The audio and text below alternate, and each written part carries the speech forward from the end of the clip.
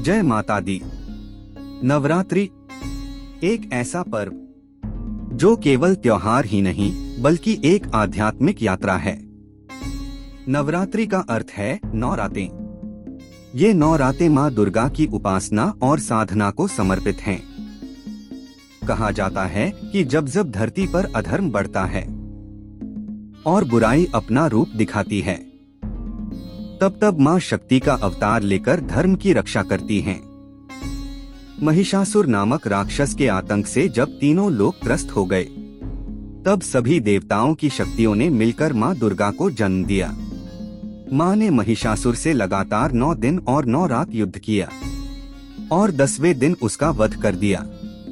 इस विजय को ही हम विजयादशमी या दशहरा के रूप में मनाते हैं। इन 9 दिनों में माँ के 9 रूपों की पूजा होती है।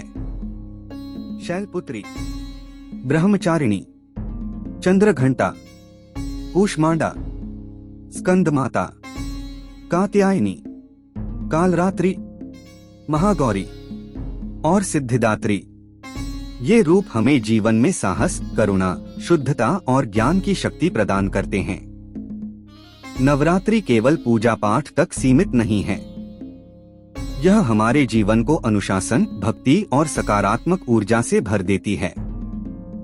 उपवास करने से शरीर शुद्ध होता है, सात्विक भोजन से मन पवित्र होता है और माँ की आराधना से आत्मा निर्मल हो जाती है।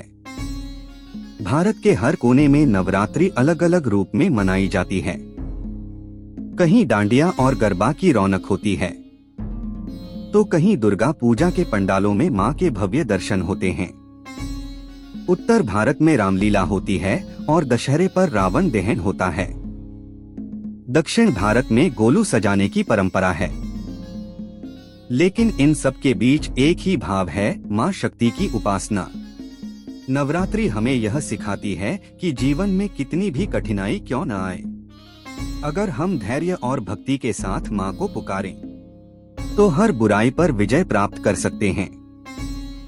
यह पर्व हमें याद दिलाता है कि अंधकार चाहे कितना भी गहरा क्यों न हो, सत्य और प्रकाश हमेशा विजयी होते हैं।